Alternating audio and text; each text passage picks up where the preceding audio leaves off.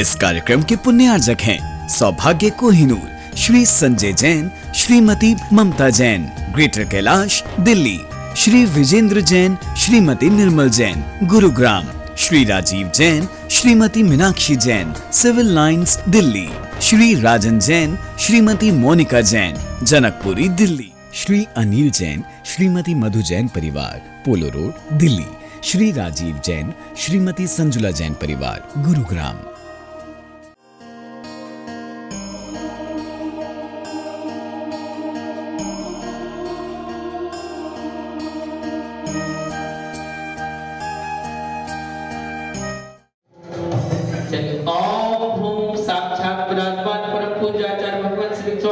सौभाग्य सागर गुणन के चरणारविंद में अनंत गुण प्राप्त जलादि एकदम निर्वाणते।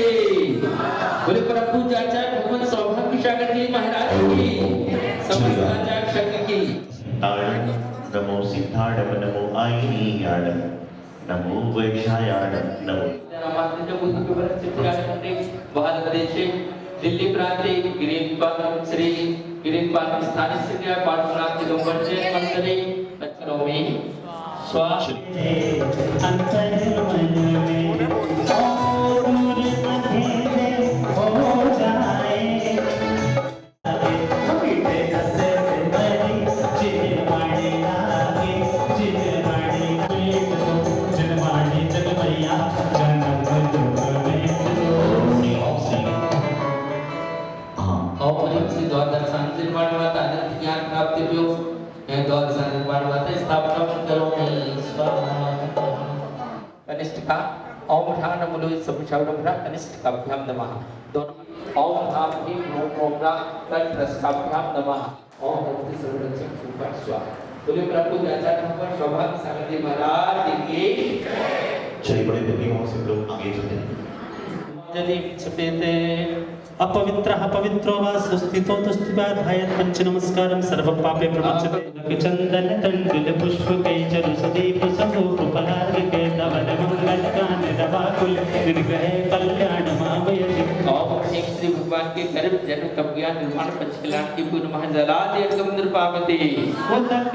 सस्ति मनुष्यर चिन्ह विसस्ति स्वस्ति श्री मीरा श्री पार्श स्वस्ति सस्ति आओ तेरी भक्ति पे रंग बरसाओ आओ जी प्रभु जी आओ।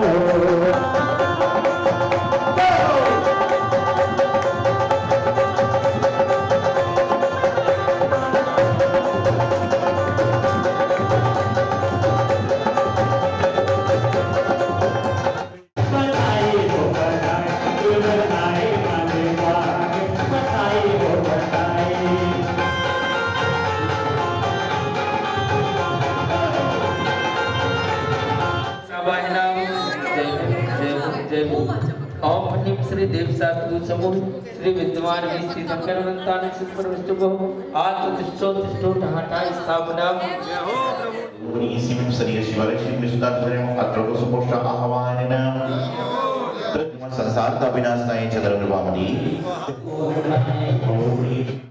समग्र से प्राप्त है श्री विष्णुदास ने आर्यगत निर्वामनी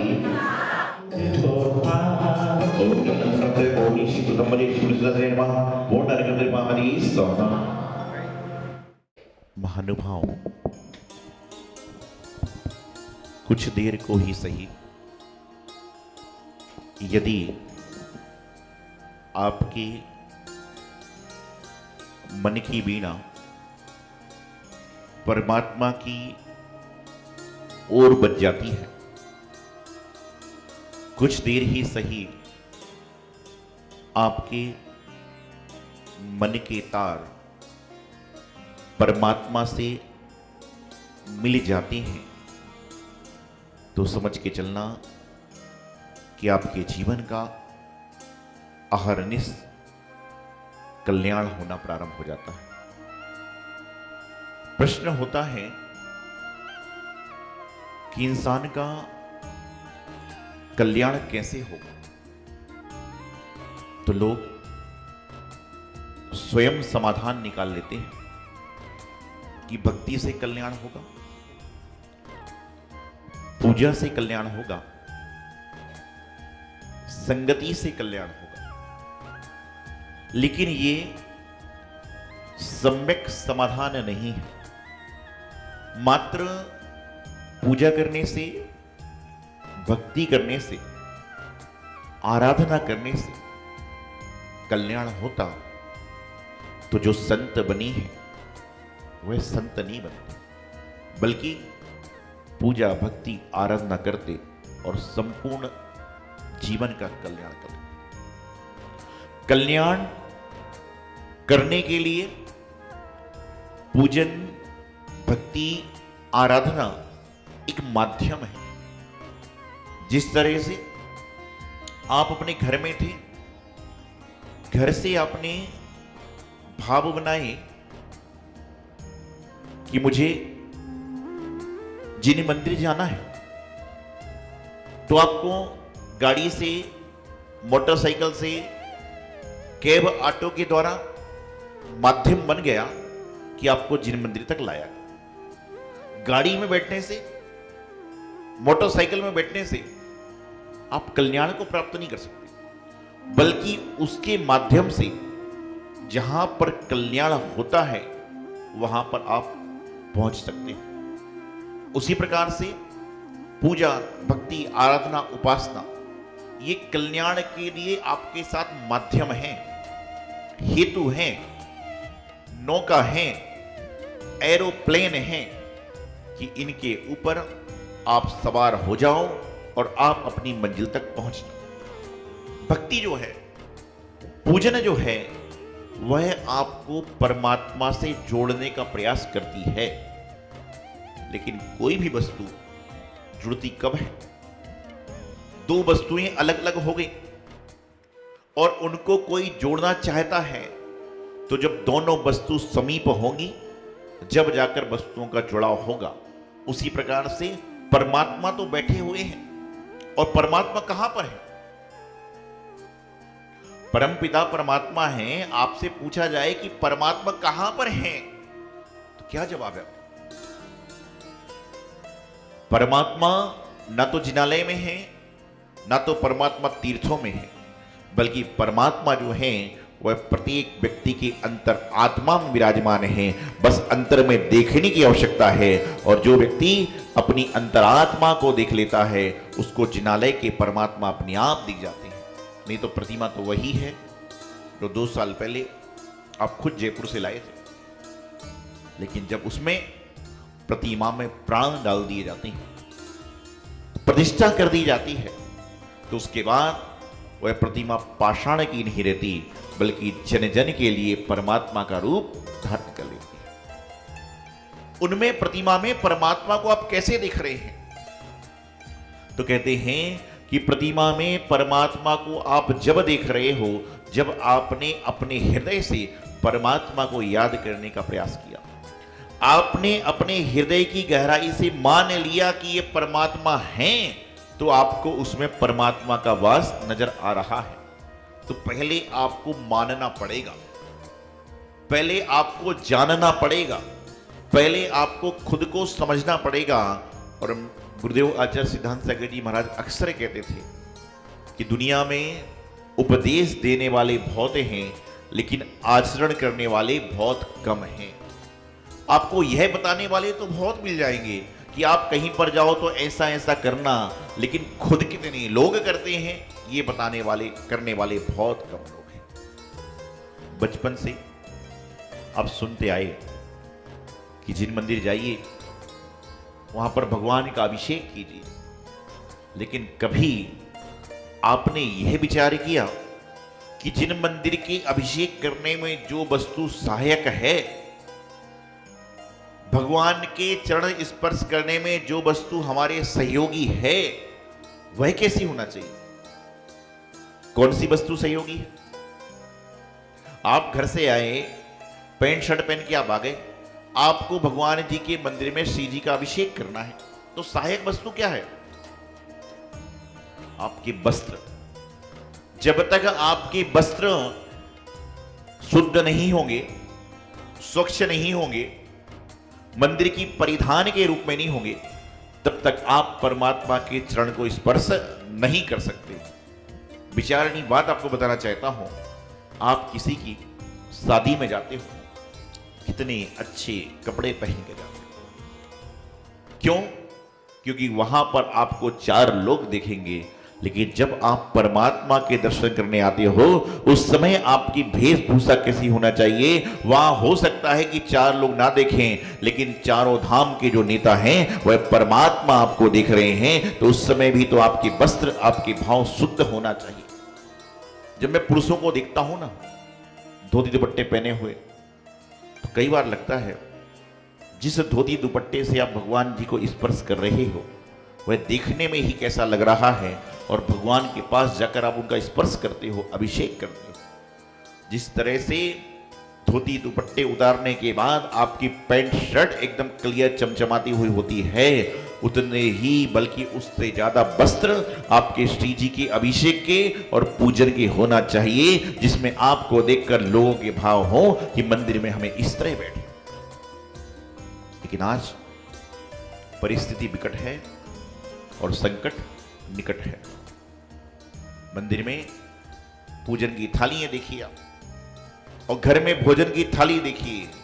और मैं एक बात कहता हूं कि घर में सुंदर सी भोजन की थाली आपके पास में है, तो कहीं ना कहीं किसी ना किसी भाव में आपने सुंदर सी थाली में भगवान की पूजन करी होगी। उसका फल है कि आपके सामने सुंदर सी भोजन की थाली है, और आज भोजन की थाली सुंदर है और अगले जन्म में और सुंदर मिले तो कम से कम कल से मंदिर में जाओ तो पूजन की थाली और पूजन की सामग्री और सुंदर होना चाहिए। मुझे बताइए कि आप मंदिर में आके पुण्य कमाना चाहते हो, मंदिर में भगवान के दर्शन करके पूजन करके आप पुण्य की प्राप्ति करना चाहते हो, लेकिन आपको पुण्य मिलेगा कैसे? पैर धोने का पानी मंदिर का, पूजन की सामग्री मंदिर की, अभिषेक का जल मंदिर का, धोती दुपट्टे मंदिर के, पंखा चलना है मंदिर का, टेबल कुर्सी मंदिर की, चटाई मंदिर की, तो आपका क्या है? भाव। और वही भाव आपके शुद्ध नहीं है। हर चीज मंदिर की है, हर वस्तु मंदिर की है, लेकिन आपके भाव जो हैं वह आपके हैं, लेकिन आपके भाव भी पूर्ण शुद्ध नहीं है। बार बार एक ही बात पूछी जाती है कि मंत्री जी, प्रधान जी, विधान खत्म कितने बजे होगा? आज तक कभी यही नहीं पूछा जाता है कि चालू कितने बजे होगा, क्योंकि चालू करवाना आपके हाथ में है और खत्म करना तो बाद में समय से होगा। आप ये कहिए कि विधान कभी भी चले, लेकिन हम समय से आ जाएंगे, और आप समय से आ जाओगे तो समय पर विधान भी समाप्त हो जाएगा। लेकिन आज हर चीज पराई है। इस दुनिया में इंसान से पूछा जाए कि आपका खुद का क्या है? क्या है आपका? शरीर, ये भी नाशवान है। धन दौलत रुपया पैसा, ये भी समाप्त होने वाला है। तो आपका क्या है? आपके पुत्र, आपकी पुत्री कौन है? तो ध्यान रखना कि आपके जो कर्म हैं, कल मुझसे किसी ने पूछा प्रश्न, इस दुनिया में इंसान के सबसे अच्छे 2 मित्र कौन से हैं? तो मैंने उसको जवाब दिया, इस दुनिया में इंसान के सबसे अच्छे 2 मित्र हैं। पहला तो है आपके द्वारा किया गया आपका कर्म, और दूसरा है परमात्मा। पहला है आपके द्वारा किया गया आपका कर्म, और दूसरा है परमात्मा।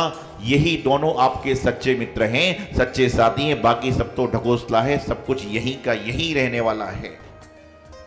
आप जो कर्म करते हो उसका फल आपको मिलेगा, ना कि आपके परिवार को मिलेगा। परिवार साथ में है, अच्छाई तो पूरे परिवार खानदान को जाती है, लेकिन जब बुराई होती है तो लोग कहते उसने ही करा होगा, मेरा कोई संबंध नहीं है।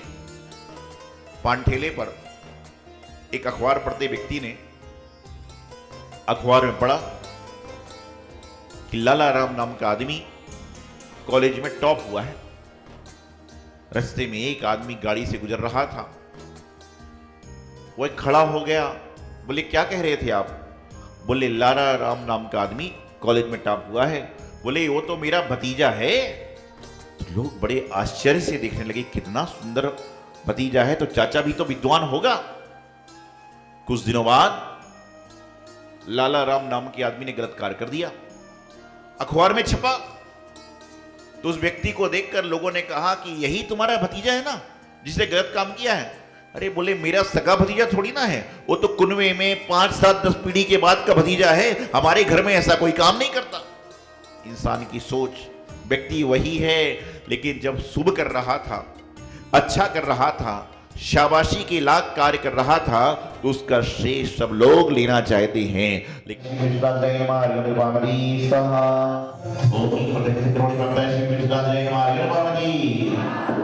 तुमने बदल डाली दुनिया, नए हैं नजारे, नई है बहारे, रही ना वो पहले वाली दुनिया।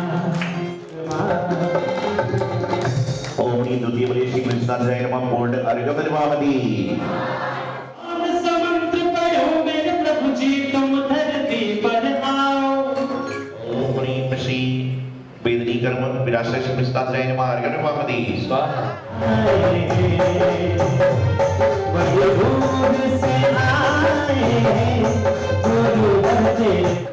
भक्तों को प्रभुता ने नाम किया।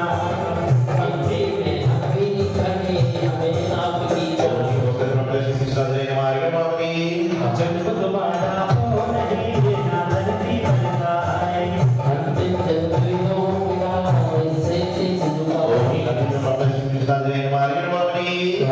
सर्व ज्योति जागने लगे, ओ पुण्यधारी आत्माए भक्त शरणागति बताए।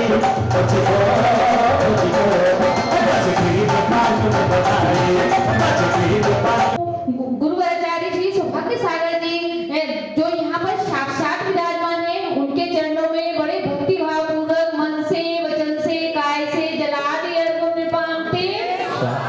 नमोस्तु नमोस्तु नमोस्तु गुरु। इस कार्यक्रम के पुण्यार्जक थे।